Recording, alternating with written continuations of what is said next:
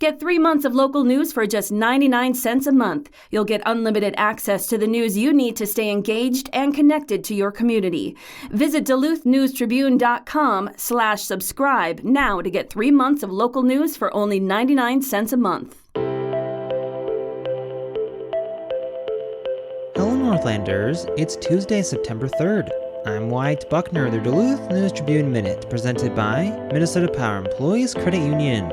The average MPECU member saves over $785 a year in better rates and lower fees. And with MPECU, every ATM is your ATM. With their free checking program, you get ATM fee reimbursements at any ATM anywhere in the U.S. Check out Minnesota Power Employees Credit Union services online at mpecu.com or visit their offices in downtown Duluth, Arrowhead Road, or Miller Trunk Highway. Now here's a look at today's headlines.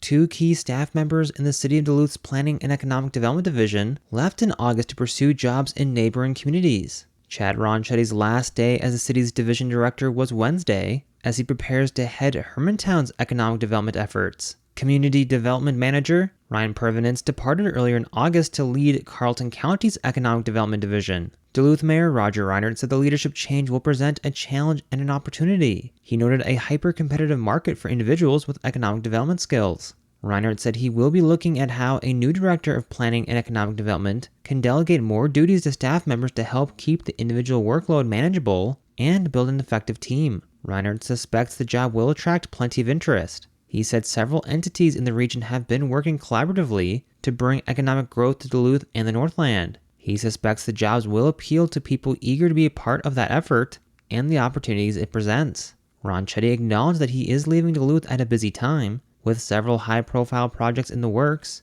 Sofidel's proposed expansion of its local paper mill, the Incline Village development to be built on the former site of Duluth Central High School, the redevelopment of the city's waterfront Lot D property, and a project to bring housing to the former Lester Park Municipal Golf Course property.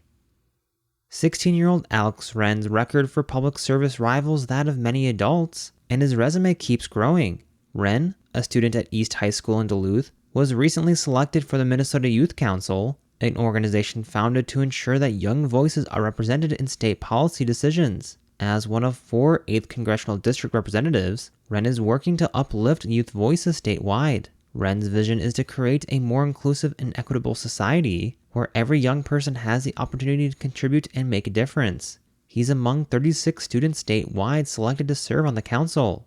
Together, the students represent each of Minnesota's congressional districts and liaise between young people, youth-led organizations, state policymakers, and the governor's office. Since its inception, the council has been instrumental in advocating for students of color and low-income students through improved educational resources like mental health support. The committee's main aim is to expand opportunities for all young people in the state to have their voices heard by actively influencing decisions that impact their lives. This includes promoting legislation that addresses educational inequities. Council members elected Wren to lead the charge on project and policy implementation, where health is one of his main priorities.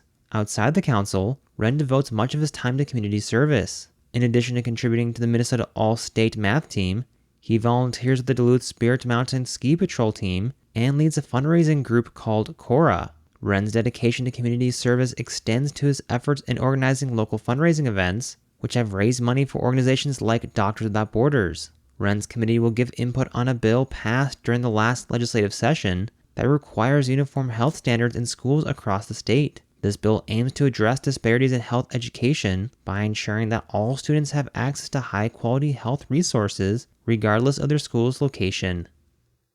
The Smiling Loon Restaurant and Bar and Jack Frosty Drive-In held a grand opening event Friday. The property at 7055 Rice Lake Road in Gunnison Township is owned by Midlife Investment Group and most recently served as Lake Effect Restaurant and Bar and Lake Avenue Drive-In for a little over a year. Lake Effect closed May 26th after co-owner Derek Snyder's daughter, Roya, 7, had a cardiac event on a school bus and was in need of a heart transplant. Snyder has since shifted focus to operating his Lake Avenue restaurant and bar in Canal Park. Robert Giuliani quietly reopened as the Smiling Loon Restaurant and Bar and Jack Frosty Drive-In a week later.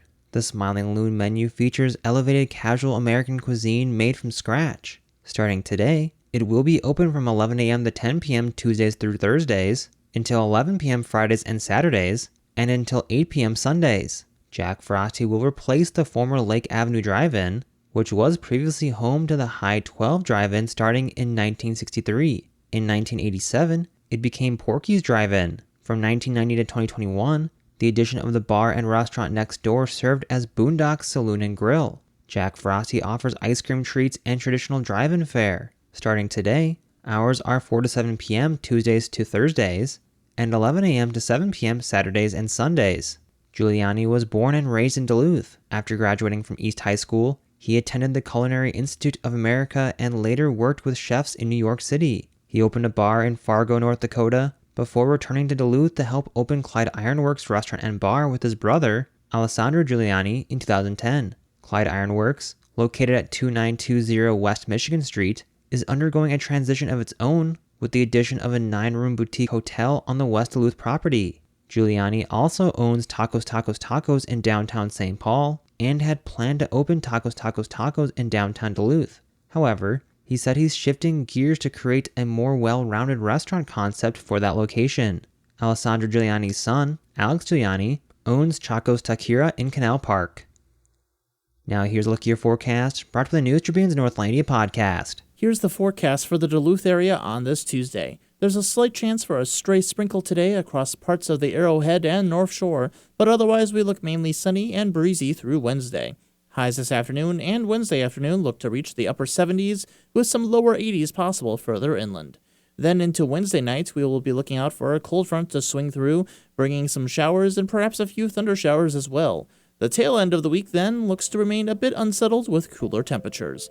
I'm Storm Tracker meteorologist Robert Daly. Thank you to the Northlandia podcast for their support. The bi-weekly podcast explores curious and unique stories here in the Northland.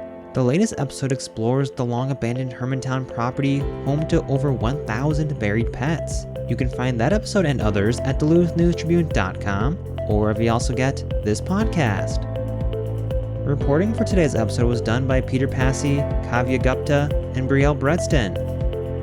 Thank you for listening to Duluth News Tribune Minute. Have a great day, and we'll see you back here tomorrow.